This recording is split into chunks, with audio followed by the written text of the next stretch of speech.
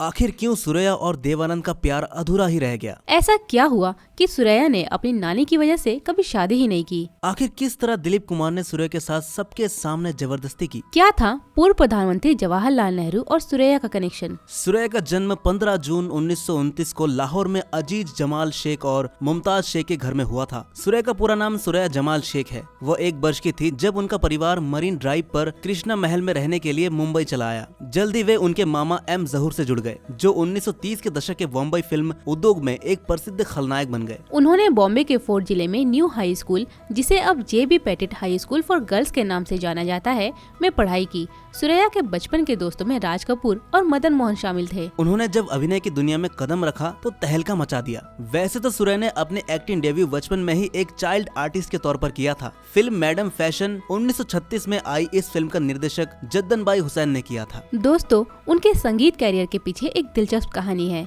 दरअसल वो बचपन से ही गाने गाया करती थी। ऐसे ही एक बार राज कपूर और मदन मोहन के सामने उन्होंने गाना गाया।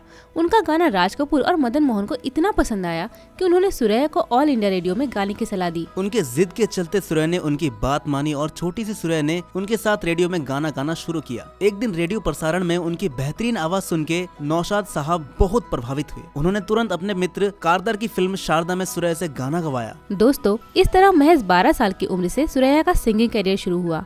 हालांकि उन्होंने कभी गाने की शिक्षा नहीं ली, लेकिन उनकी गायकी लोगों को बहुत पसंद आती थी। इसके साथ साल 1943 में आई फिल्म इशारा ने उन्हें रातों रात फिल्म स्टार बना दिया। दरअसल इस फिल्म में सुरैया को अभिनेता पृथ्वीराज कपूर के साथ बतौर लीड हीरोइन काम करने का मौका मिला। इसके बाद से उन्होंने कभी पीछे मुड़ के नहीं देखा और यहाँ से ही उनकी बेहतरीन अभिनय करियर की शुरुआत हुई। कुछ समय बाद साल 1948 उनकी लाइफ का टर्निंग साल साबित हुआ।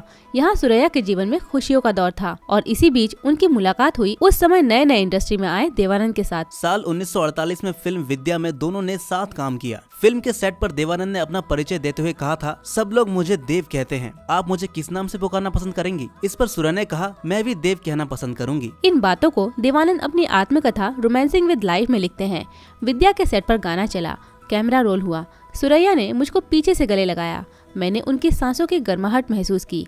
मैंने उनके हाथों को चूमा और फिर उनकी तरफ एक फ्लाइंग किस उछाला। सुरैया ने उनके हाथ के पीछे का हिस्सा चूमकर उसका जवाब दिया। निर्देशक ने चिल्लाकर कहा, ग्रेट शॉट, और फिर शुरू हुआ दोनों के बीच का प्यार का सिलसिला। दोनों ने साथ में 6 फिल्मों में काम किया। सुरैया और देवानंद के इश्क के चर्चे जब फिल्म इंडस्ट्री में होने लगे तो ये बात सुरैया के परिवार तक पहुंच गई।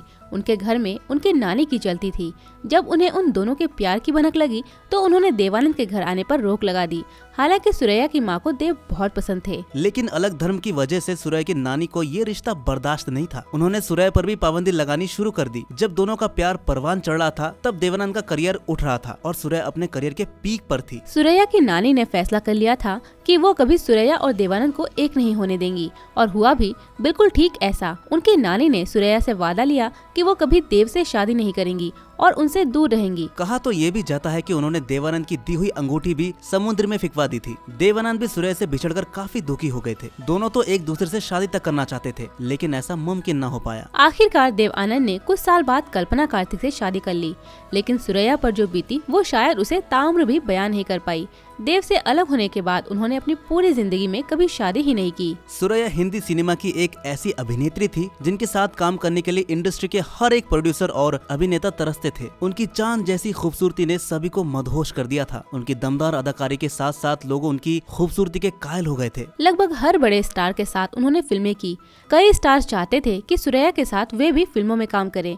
उन्हीं में से एक थे दिलीप कुमार, जो सुरैया की खूबसूरती को देख उनके दीवाने हो गए थे और उनके साथ फिल्में करने की तमन्ना रखते थे। दिलीप को सुरैया के साथ फिल्म में काम करने का मौका भी मिला, लेकिन उनकी एक हरकत के कारण सब बिगड़ गया। न कभी वह फिल्म पूरी हुई और न ही कभी दोनों किसी और फिल्म के लिए एक साथ दिखे। दरअसल दिलीप ने अपने दोस्त निर्देशक के आसिफ से उन दोनों को लेकर एक फिल्म बनाने के लिए कहा। फिर के आसिफ ने सुरैया और दिलीप को लेकर जानवर शीर्षक से एक फिल्म का ऐलान कर दिया। शूटिंग शुरू हुई। फिल्म का एक सीन था जिसमें सुरैया के पैर पर सांप काट लेता है और दिलीप को उनके पैरों को चूसकर सांप का जहर निकालना होता है। ये सीन पहली बार में पूरी तरह अच्छे से शूट हो चुका था। बावजूद इस सीन को 4 से 5 दिनों तक लगातार शूट किया जाने लगा।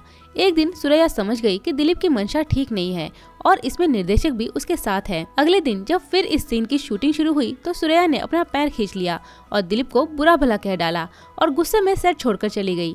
इसके बाद सुरैया ने कई बड़े स्टार के साथ काम किया, लेकिन उन्होंने कभी दिलीप कुमार के साथ एक भी फिल्म नहीं की। दोस्तों, कहा जाता है कि भारत के पूर्व प्रधानमंत्री जवाहरलाल नेहरू को सूर्या की फिल्म देखना बहुत पसंद था। कई रिपोर्ट्स में ये दावा किया गया कि इसका खुलासा पंडित जवाहरलाल नेहरू ने एक कार्यक्रम के दौरान खुद सूर्या के सामने किया था। वर्ष 1954 में सूर्या की फिल्म मिर्जा गालिब रिलीज हुई थी। ये फिल्म मशहूर शायर मिर्जा गालिब की जिंदगी पर आधारित थी, जिसे सोहराब मोदी ने डायरेक्ट किया था।